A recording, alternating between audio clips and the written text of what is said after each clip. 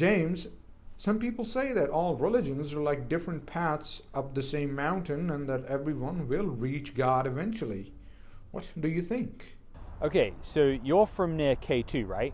Yes. Do most people trying to climb K2 succeed or fail? Probably fail.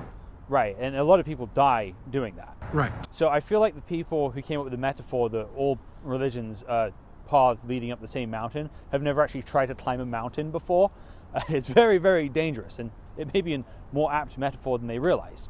But basically, if you want to believe that all religions basically lead to the same destination, you have to believe there's a fundamental disconnect from the reality we live in now than the reality that we live in after death. And here's what I mean by that. Everybody knows that all ideas don't lead to the same results in the real world.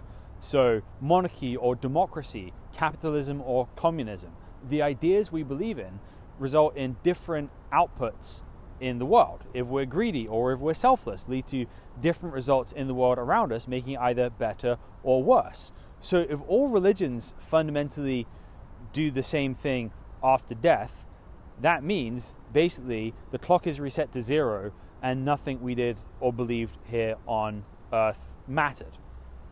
And then once you start looking at the different religions of the world, say in Islam, the Qur'an says, if anyone desires a way other than Islam, it will never be accepted from him. And in the Gospel of John, Jesus says, I am the way, the truth, and the life. No one comes to the Father except through me. Both Islam and Christianity paint themselves as the only way to God.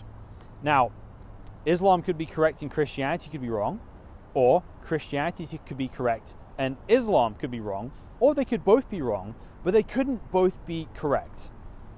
This idea that all religions lead to God ultimately is incompatible with all the world's major religions. And the only way you can get there is if you basically invent a new religion which says, yeah, well, Islam, Christianity, they've all been distorted in some ways, but really we're all going to the same place. So I appreciate the sentiment behind the idea in some ways, because it's a true universal idea of valuing human life, but it's saying things that God is not saying, and it doesn't really work in the real world. Thanks for watching. If you have more questions, why not check out the other videos in this series? If we haven't answered your question yet, you can submit it to almeida.org/ask. We aim to answer one question every week. Like and subscribe for more content.